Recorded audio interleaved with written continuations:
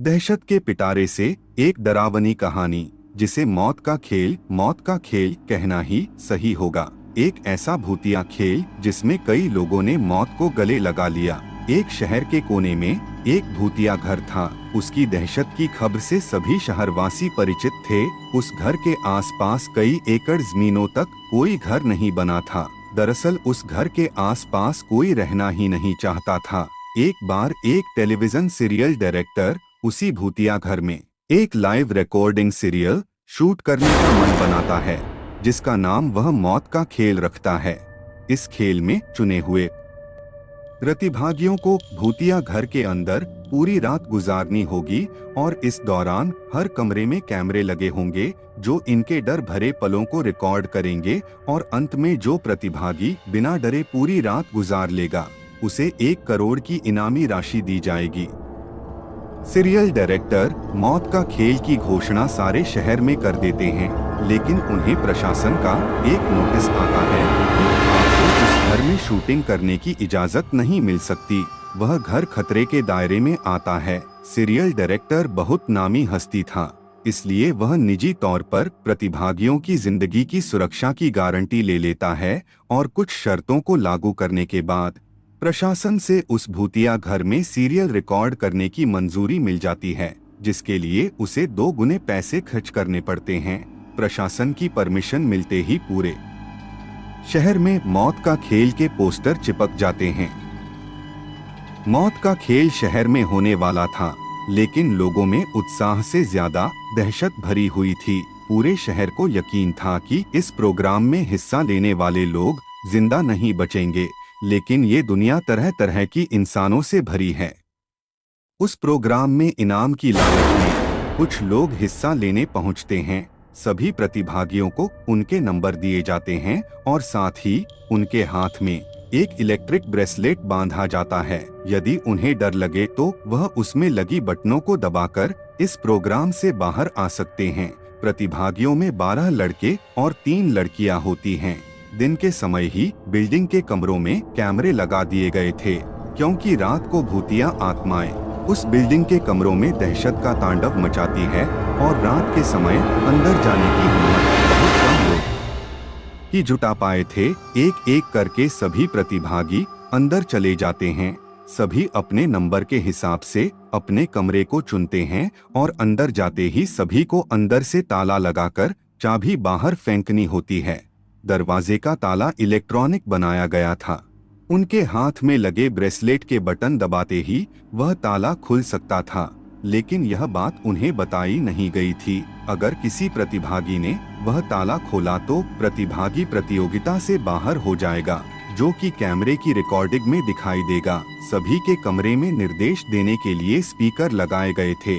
उसी से सभी को संकेत दिया जाता है कि सभी जल्द से जल्द अपने कमरे का ताला बंद करके चाबी दरवाजे के नीचे से बाहर फेंके और इसके बाद कमरे की लाइट बंद की जाएगी। निर्देशों के अनुसार सभी अपने कमरे को अंदर से बंद कर देते हैं और चाबियां दरवाजे के नीचे से फेंक देते हैं। कैमरे नाइट मोड रिकॉर्डिंग के अनुरूप लगाए गए थे, इसलिए भले ही प्रतिभागियों के कमरे में अंधेरा हो, लेकिन दर्शकों को टेलीविजन स्क्रीन में सब कुछ नजर आ रहा होता है। धीरे धीरे डर की दस्तक हो जाती है। प्रतिभागियों में से एक लड़की अचानक अपने कमरे में चीखने लगती है। उसे ऐसा लगता है कि कोई उसका गला दबा रहा है और वह कुछ बताने लगती है। कुछ ही देर में वह डर से बेहोश हो जाती है। उसके बेहोश होते ही लाइव सीरियल देख रहे दर्शक घबरा जाते हैं। अचानक एक एक करके सभी प्रतिभागियों पर भूतिया हमले होने लगते हैं, लेकिन ताज्जुब की बात तो यह थी कि सभी प्रतिभागी अपने आप को स्वयं ही नुकसान पहुंचा रहे थे।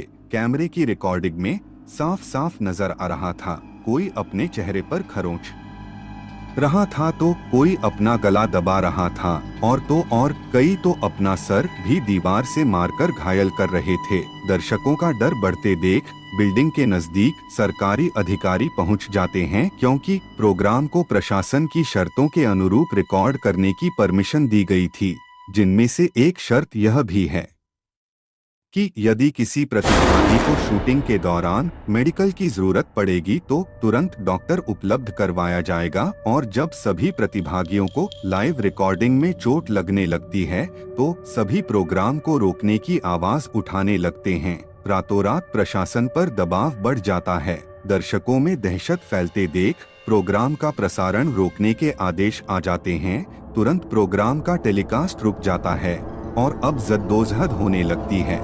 सभी प्रतिभागियों को बचाने की फायर ब्रिगेड की गाड़ी बिल्डिंग के बाहर पहुंचती है, लेकिन रात के समय उस भूतिया बिल्डिंग के अंदर जाने की हिम्मत फायर फाइटर्स की भी नहीं होती। सभी बाहर से खड़े होकर प्रतिभागियों की मौत का तमाशा देख रहे थे, क्योंकि सभी उस बिल्डिंग के खूनी इतिहास से अच्छी तरह वाकिफ थे। कमरे में लगे हुए स्पीकर की मदद से सीरियल का डायरेक्टर प्रतिभागियों को ब्रेसलेट का बटन दबाकर बाहर आने का निर्देश देता है, लेकिन किसी प्रतिभागी को स्पीकर से कोई आवाज सुनाई नहीं देती और न ही प्रतिभागी इतने कंट्रोल में थे कि वह ब्रेसलेट की बटन दबा सकें। देखते ही देखते सभी प्रतिभागी लाइव रिकॉर्डिंग में ही आत्महत्या कर लेते हैं, लेकिन सब जानते थे कि यह भूतों के द्वारा किया गया नरसंहार है। सुबह होते ही सबकी लाशें निकाली जाती है और सीरियल डायरेक्टर को भारी मुआवजे के साथ कई साल की जेल की सजा सुनाई जाती है और उस बिल्डिंग को हमेशा के लिए नो विजिट जोन घोषित कर दिया जाता है, और इसी के साथ यह कहानी समाप्त हो जाती है। अगर आपको हमारी ये डरावनी कहानी पसंद आई है तो कृपया हमारे चैनल को सब्सक्राइब करें। धन्यवाद।